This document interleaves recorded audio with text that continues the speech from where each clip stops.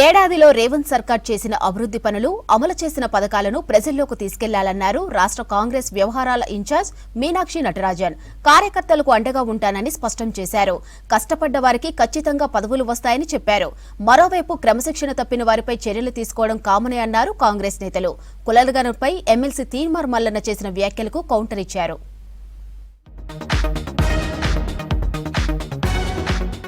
రాష్ట్ర కాంగ్రెస్ వ్యవహారాల incharge Meenakshi Natarajan speed పెంచారు. వరుసగా రివ్యూలు నిర్వహిస్తూ పార్టీ బలోపేతంపై నేతలకు మార్గనిర్దేశం చేస్తున్నారు. పార్టీ కోసం సమయం ఇవ్వాలని కాంగ్రెస్ అనుబంధ సంఘాల నేతలకు స్పష్టం చేశారు. పార్టీ అంతర్గత విషయాలు బయట చర్చించవద్దని చెప్పారు. క్రమశిక్షణ తప్పే వారిపై చర్యలు తీసుకుంటామని హెచ్చరించారు. తన పనితీరు నచ్చకపోయినా రాహుల్, సోనియాలకు ఫిర్యాదు చేయొచ్చని చెప్పారు. తమ పనితీరుపై మీనాక్షి నటరాజన్ కు నివేదికలు ఇచ్చారు కాంగ్రెస్ అనుబంధ సంఘాల నేతలు. నివేదికలు ఇవ్వకపోయినా ఎవరు పనిచేస్తున్నారో తనకు తెలుసని చెప్పారు మీనాక్షి.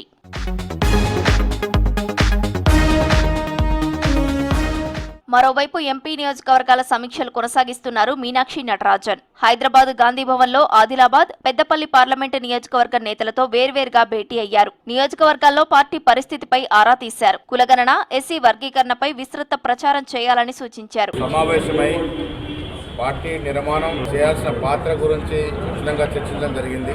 చాలా మంది అనుబంధ సంఘాల అధ్యక్షులకి గవర్నమెంట్ చైర్మన్స్ ఇవ్వడం జరిగింది.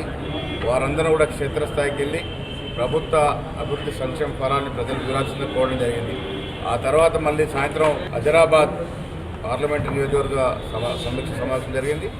ఆ తర్వాత ఇప్పుడు సాయంత్రం పెద్దపల్లి నియోజకవర్గం ఎక్కడైతే మాకు 7 శాసనసభ్యులు ఉన్నారో ఆ నియోజకవర్గ సమీక్ష కూడా చేయడం జరిగింది. అందరికీ కూడా ఒకే మాట, ప్రభుత్వం మంచి కార్యక్రమాలు చేస్తూ ఉంది, అభివృద్ధితో పాటు సంక్షేమాన్ని ఇస్తా ఉంది. అసెంబ్లీ నియోజకవర్గాల ఇన్ఛార్జీల పనితీరు బాగాలేదని, కేబినెట్ విస్తరణ తర్వాత ఆదిలాబాద్ బాధ్యతల నుంచి తప్పుకుంటారని మంత్రి సీతక్క చెప్పినట్లు సమాచారం. దీంతో ఆదిలాబాద్ ఎంపీ నియోజకవర్గానికి 5 సభ్యులతో కమిటీ వేయాలని పొలిటికల్ అఫైర్స్ కమిటీకి మీనాక్షి నటరాజన్ సూచించినట్లు తెలుస్తోంది.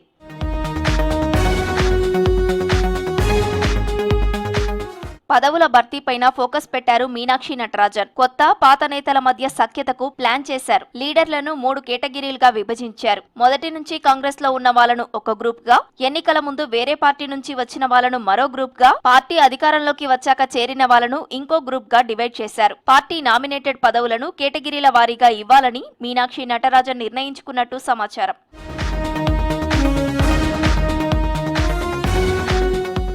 రాష్ట్ర వ్యవహారాల ఇన్ఛార్జ్ మీనాక్షి నటరాజన్ తో భేటీ అయ్యానన్నారు కాంగ్రెస్ సీనియర్ నేత జీవన్ రెడ్డి. అంతర్గత విషయాలు బయట చర్చించొద్దని ఆమె చెప్పారన్నారు. పార్టీ బలోపేతంపై తగిన సూచనలు చేశానని తెలిపారు.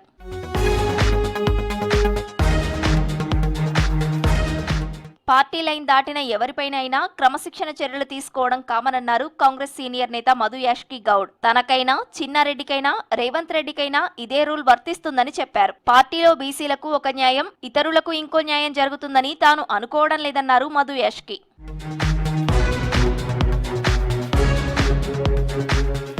కులగణనపై తన మీద తీన్మార్ మల్లన్న చేసిన వ్యాఖ్యలకు కౌంటర్ ఇచ్చారు మాజీ మంత్రి, కాంగ్రెస్ సీనియర్ నేత జానారెడ్డి. కులగణనలో తన పాత్ర ఏమీ లేదని స్పష్టం చేశారు. తీన్మార్ మల్లన్న గాలి మాటలు మాట్లాడితే కుదరదన్నారు. సమర్థించాలి కదా, అది ఏందో అడిగి తెలుసుకోండి వాళ్ళని. ఇప్పుడు ఏమనుకున్నా కూడా ప్రజలు అర్థం చేసుకుంటారు. లేదా పాత్రదారులు ఎవరో వాళ్ళు తెలియజేస్తారు. వాళ్ళకు ఉన్నటువంటి అనుమానాలను, అపోహలను, అర్థాలను బట్టి ఏదైనా అనుకుంటే నేను దాంట్లో పార్టీ కాదు. తన ఓటమికి సీఎం రేవంత్ రెడ్డి కారణమంటూ ఎమ్మెల్సీ మల్లన్న చేసిన వ్యాఖ్యలను ఖండించారు సిడబ్ల్యూసీ సభ్యుడు వంశీచంద్ రెడ్డి. మహబూబ్ నగర్ నుంచి తాను ఎంపీగా పోటీ చేయాలని అధిష్టానం నిర్ణయించిందన్నారు. తన గెలుపు కోసం సీఎం రేవంత్ రెడ్డి ఎంతో శ్రమించారని, బీఆర్ఎస్, బీజేపీ కుమ్మక్కు రాజకీయం వల్లే ఓడిపోయారని చెప్పారు.